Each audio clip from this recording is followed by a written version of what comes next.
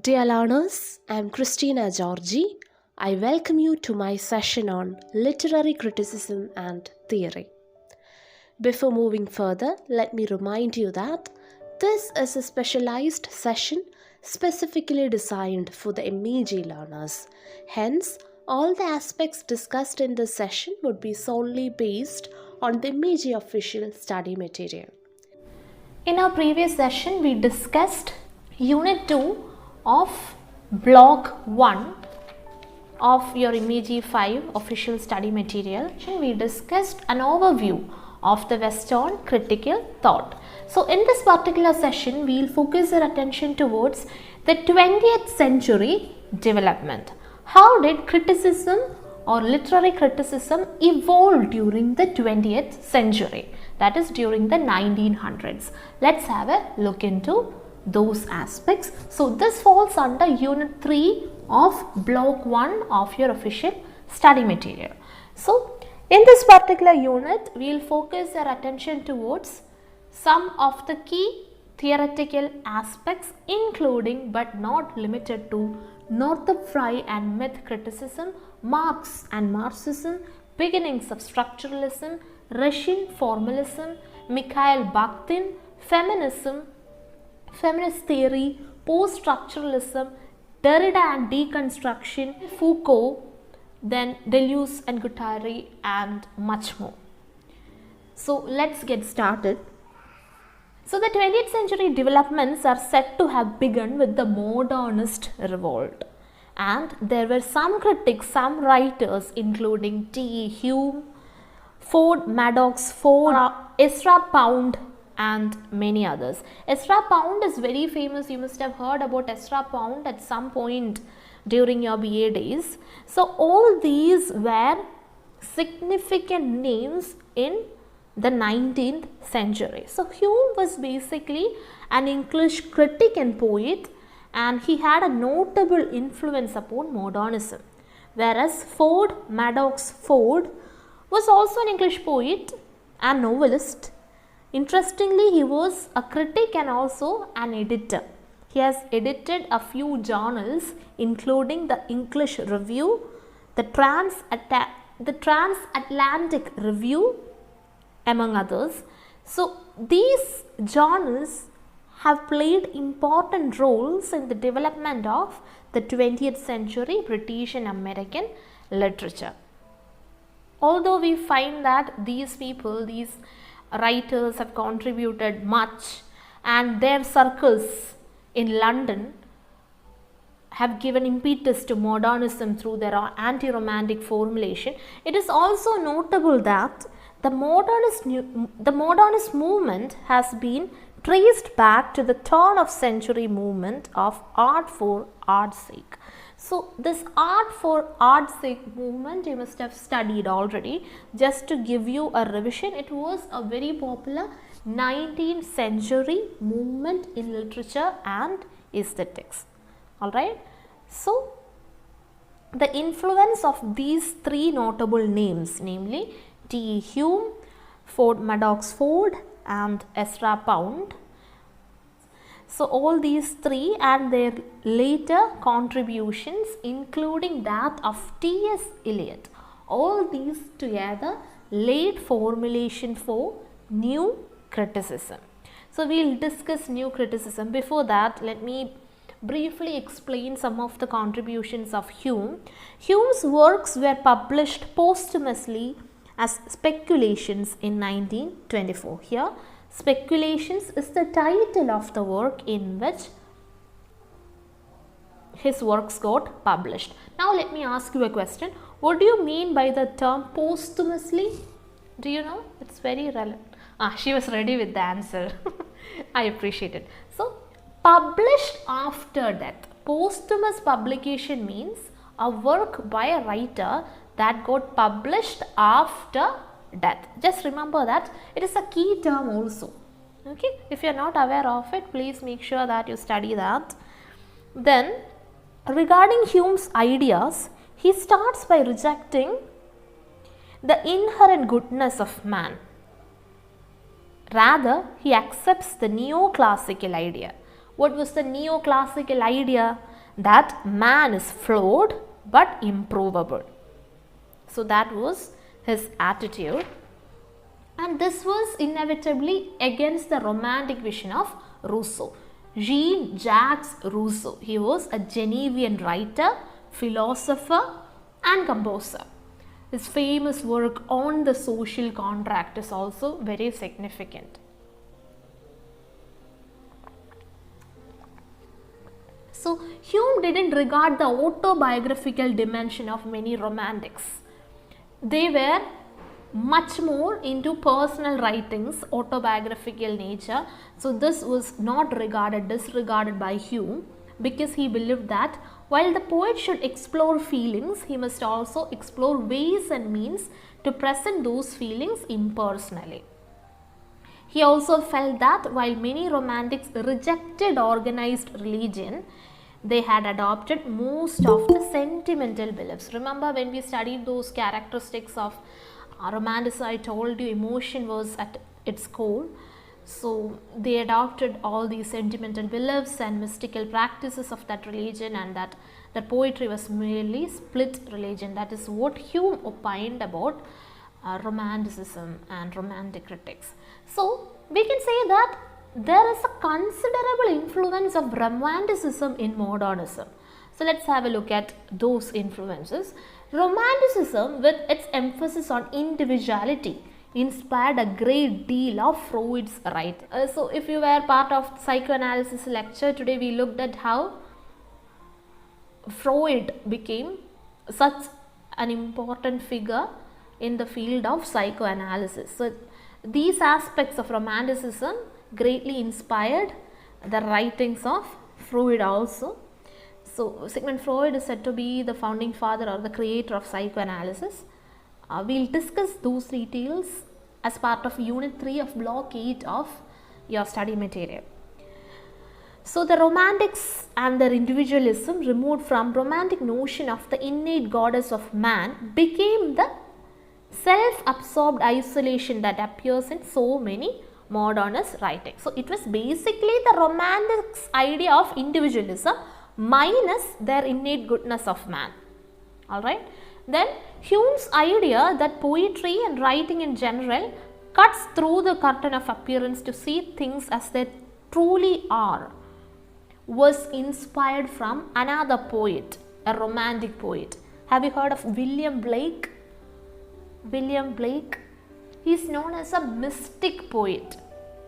Yes, his two notable works are Songs of Innocence, published in 1789, and The Marriage of Heaven and Hell, published in 1790.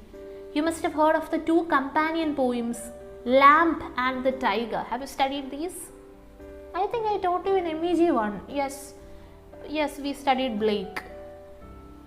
Yeah. So then came, thank you. Then came T.S. Eliot. He was the critic who brought new heights of philosophical coherence with his theories. When you think of T.S. Eliot, what is the one idea that comes into your mind? Let me see what you says.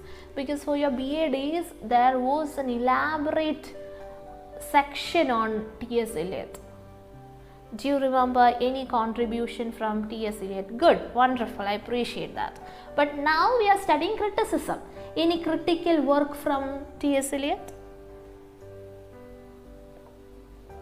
Regarding tradition, he had put forth theories of the way in which the traditions of literature are changed.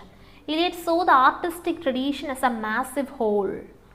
Yes, that is the exact title, Tradition and Individual Talent. That is basically an essay written by T.S. Eliot. So it is also mentioned in the third paragraph of page 24 of your study material.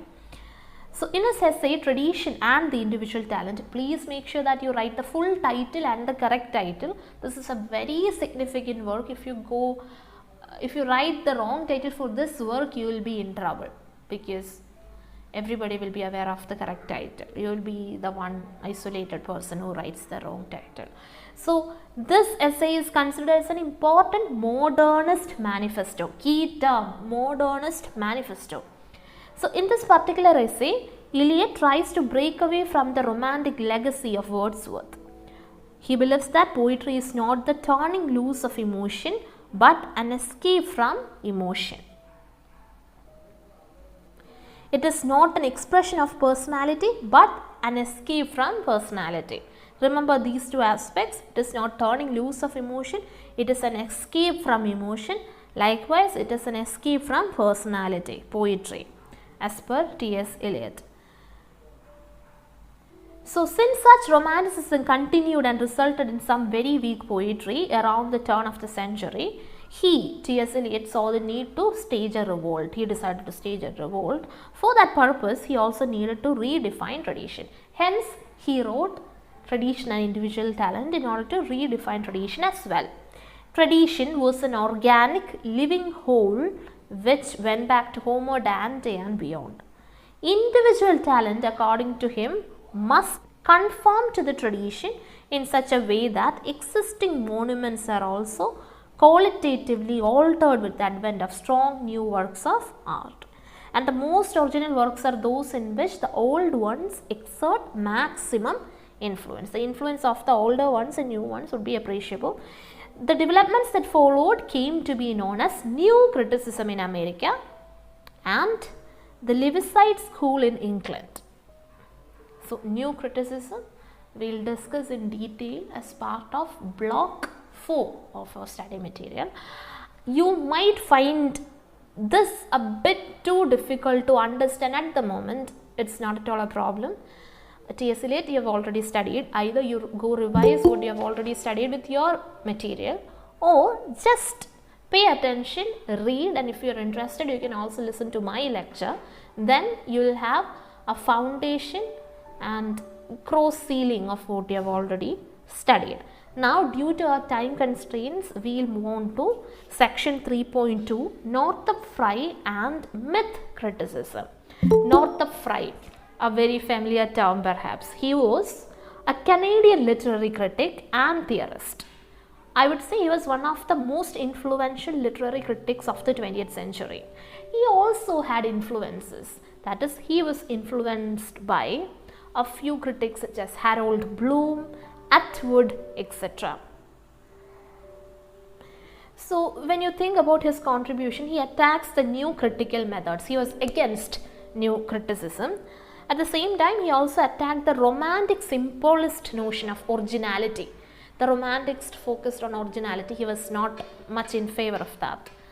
But always remember, the main contribution of Northrop Frye is his myth criticism. So, in his famous book Anatomy of Criticism, published in 1957, he enumerates a lot of phrases, subphrases and taxonomies of poetry. So, if you are wondering what myth criticism is, it is a type of criticism that is put forth by Northrop Frye, and it is regarding archetypes of literature. Yeah, you don't have to go into the depths because it is not mentioned in the textbook. You just need to know this much, I believe. If you are interested, you can certainly go into the depths of all these knowledge. I don't think this is much elaborated in any of the blocks.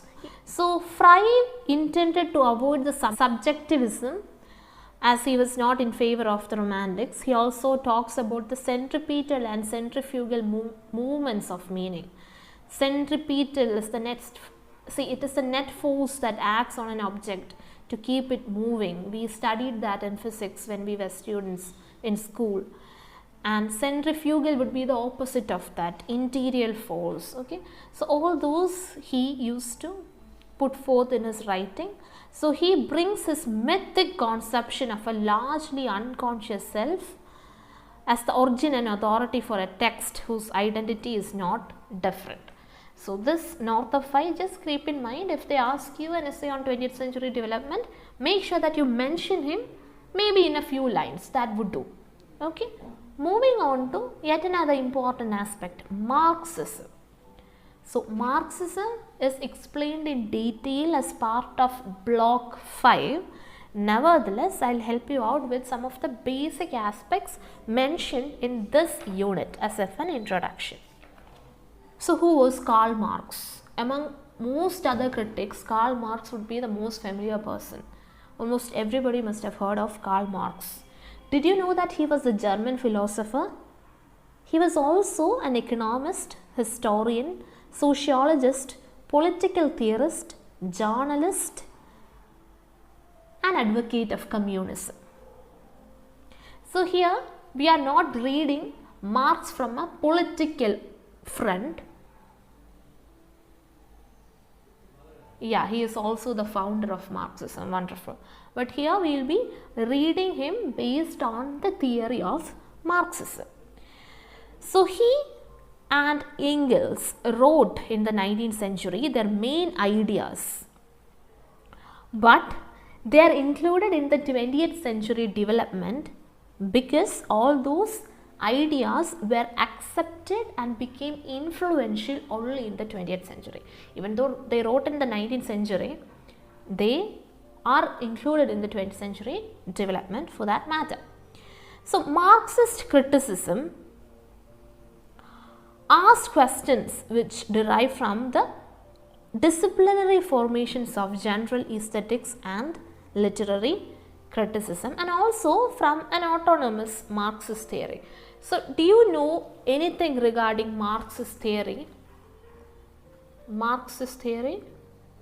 See, this focuses on the struggle between social classes, specifically between the bourgeoisie or capitalists and the proletariat or working class. Alright, that class struggle is specifically a significant aspect of the Marxist theory. That is, whenever we study a work of art, may that be of any literary genre, if there is an aspect of class struggle involved, we will certainly make use of the Marxist theory in order to critically analyze that particular work of art. So we know that Marx is the founder of this particular theory. There was this Friedrich Engels also. Apart from these two people, yet another influence was Hegel. So he was a German philosopher. So this person Hegel had this dialectical method. What do you mean by the term dialectical? This term relates to logical discussion of ideas and opinions. Dialectical, logical discussion of ideas and materials. So those aspects we discussed here would be much more familiar if you were a student of philosophy. At times certain universities offer elective courses in philosophy. If you have studied that by any chance, all these would be much more easier to you. So Hegel's and his dialectical method was adopted by political thinkers. Who would be the political thinkers? Like there is Wordsworth and Coleridge in Romanticism, we have Marx and Engels in Marxism, and these two advocated reform and revolution. But neither Marx or Engels or any of those followers have tried to point out Marx's debt to Hegel. None of them have explicitly said that they were influenced by Hegel. In his introduction to philosophy of history, Hegel himself stated his view of the direction and destination of all human history. I quote, "The history of the world is none other than the progress of consciousness of freedom," I unquote. So he put forth the key philosophical concept of consciousness and also the method of tracing the history is dialectical. They said, Hegel said that the method of tracing history is dialectical or relating to logical discussion of ideas. Now there is this important work, phenomenology of mind. That term is important. So this term refers to the study of the way in which things appear to persons, how things appear to us, how we view things. So phenomenology of mind refers to the study of the way in which mind appears to us, how we view mind. So Hegel's concept traces different forms of consciousness. When we mention Hegel, consciousness is of importance, high importance and significance. So just keep that in mind. There wouldn't be separate questions, but when you write of Marxism, you need to have clarity. Now we'll move on to Karl Marx. He divides up philosophy into two aspects. One, idealists, and two, the materialists. So Plato and Aristotle would be included in the group of idealists. So according to him, materialists are also divided into two. There are two kinds of materialists, namely mechanical and dialectical. Who are the mechanical materialists? They are basically thinkers of life in terms of Newtonian physics. Who's the Newton here? The same Newton whose laws you must have studied during school. Alright? Yes. Now, dialectical materialism proposes that the world as we know is the product of a dialectical process, and there comes this thesis, antithesis and synthesis, and these dialectical processes proceeds by means of thesis, antithesis leading to synthesis, and this in turn becomes a new thesis. This idea you need to read more when we discuss the block on Marxism. So if you are not into much concepts regarding Marxism, please make sure that you read and understand. There are limitations in an academic counseling session. So the theoretical and political formulations of Marxism created some problems actually. A few of them include a felt need for a reformation of the status of all symbolic activities such as language, law, politics, religion, etc. These aspects were given a secondary or supplementary status in relation to the primary domain of economic structures. So when you study Marxism, you must be aware of the base and superstructure. So bases are the foundations in which superstructures are built upon. So the base of the pyramid represents the base, the socio-economic relations on which rests the superstructure. Base at the center, and on it forms whatever comprises the superstructure, may that be law, politics, art, etc. So that is one inevitable aspect of Marxist criticism. Another important concept is that of ideology. The very term ideology, it refers to a system of ideas and ideals, especially one which forms the basis of economic or political theory and policy. So if you are much aware of this fact, the original definition of ideology with respect to democracy and individualism tended to affirm the transcendence of idea. It was referred to the idea and that of mind. But in the program of the French Revolution, ideology was the generic study of ideas. But nearly 50 centuries after this coinage of the term, it was Karl Marx who reversed its meaning. He created his own meaning. He denounced self-serving worldview of the middle class. Hence, he reformulated the term ideology with a new meaning.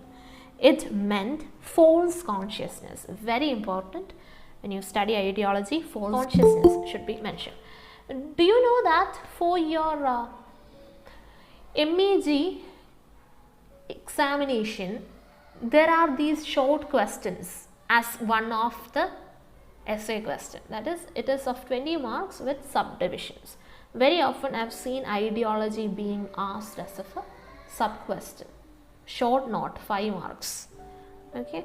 If so, you need to give an introduction to Marxism, and only from the introduction should you move forward to ideology. Never start with ideology is. Give a 1 to 2 line or maybe 3 to 4 line elaborate description on what Marxism is, and then move on to ideology. This would be a very important tip, because mostly 99% of the learners wouldn't do that. Hence, they wouldn't find enough material to write for this 5 mark short essay. Very often they tell me, yes, there was this question, I knew the answer, but I couldn't write much about it.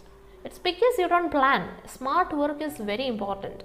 You need to work smart in order to write your TE smartly and effectively. And in order to have the smart work planned, you need to plan in advance. Okay, we'll discuss all these in our next session, where I'll be helping you out with the basic most important questions and most important areas to study for your TEE. Ideology now meant false consciousness, a system of beliefs about the world and one's own relation to it that represented the interests of the dominant social class. This is the definition by Karl Marx. Marx's works set to expose the misinterpretation of ideology, its false deals. So, for a literary critic to do this would imply that he or she is an adversary of the work. So, as long as ideology meant false consciousness, we can say that its relationship to reading and criticism remained quite unproblematic. Let me reinforce this idea in you that as students of literature or culture, we need to approach this theory pragmatically. It is not the political aspect that we should take in mind, but we should focus on the theory, that too pragmatically, to make it into simple bits so that we can understand it in general. So, we are greatly helped by the long tradition of Marxism's interest in literature, and the changes in the course of Marxist theory also coincide with the beginning, growth and evolution of modernism. When we specifically mention the 20th century development, this theory and this criticism is an inevitable aspect. Now, another important concept that comes under Marxist criticism is the ideological state apparatus. We have studied this, I am very sure, at least I mentioned during the BA days, but here you might have to add some more clarity. This idea is put forth by Althusser. So, he was a French Marxist philosopher. He believed that ideology is omnipresent because it is present everywhere and trans-historical.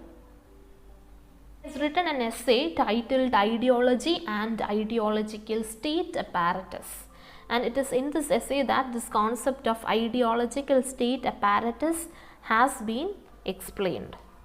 So, this ideological state apparatus, according to Althusser, uses methods other than physical violence to achieve some objectives. So, these may include educational institutions, then churches, then anything that is powerful like media outlets, etc. So, this book is published originally in the year 1970, Ideology and Ideological State Apparatus.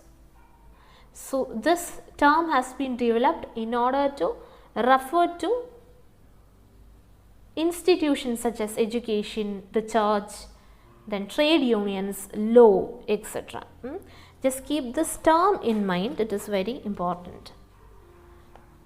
Ideology is not a matter of conscious belief, attitudes and values, nor it is a matter of false consciousness. This is important. This is the second last paragraph.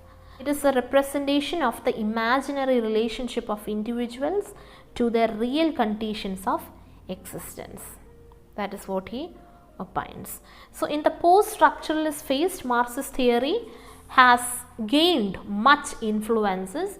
It has been influential upon the theory of deconstruction and even Lacanian psychoanalysis. It has also influenced Foucault to some extent. So, it is inevitable to say that in the post-structuralist phase, this particular theory of Marxism has assimilated diverse influences such as that of Lacanian psychoanalysis, deconstruction and much more. So, Althusser's theory of ideology has penetrated literary critical theories such as feminism, post-colonialism, discourse analysis and even new historicism. If you are wondering what new historicism is, see, when you study new criticism, you have this idea that they focused on the close reading of a text. That is, they considered a textbook as if an autotelic entity. That is, they never gave importance to the background of the author or the background in which the work was written. The text itself was considered important, the form was given importance. In contradiction to that, the new critics gave importance to the history of those times. So, they rejected the new critical notion of a text as an autotelic entity. So, this is a grouped that came into prominence, if I am not wrong, in 1980s. So we will study about new criticism as part of block 4. We will study new historicism as part of unit 5 of block 8. Now we will quickly brush up the beginnings of structuralism, because this is one of the foundational notions of your BA syllabus. Name one person that comes to your mind, maybe two persons that come to your mind when you hear this word structuralism. Yeah, good.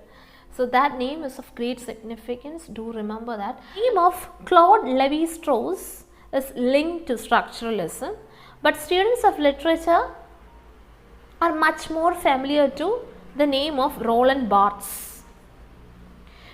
So there is this seminal work on structuralism titled Structuralist Poetics, published in 1975. So in that particular work, written by Jonathan Culler,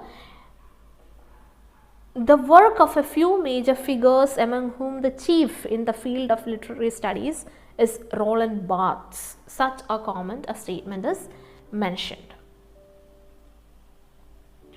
Apart from Barthes, the main figure is the Swiss linguist Ferdinand de Saussure. He is a linguist.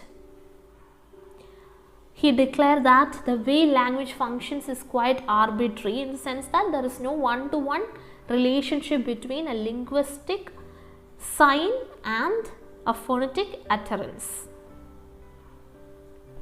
Hence, you studied that a linguistic sign has two components. Which are those two components? Signifier and signified. It would be great if you could even draw the diagram.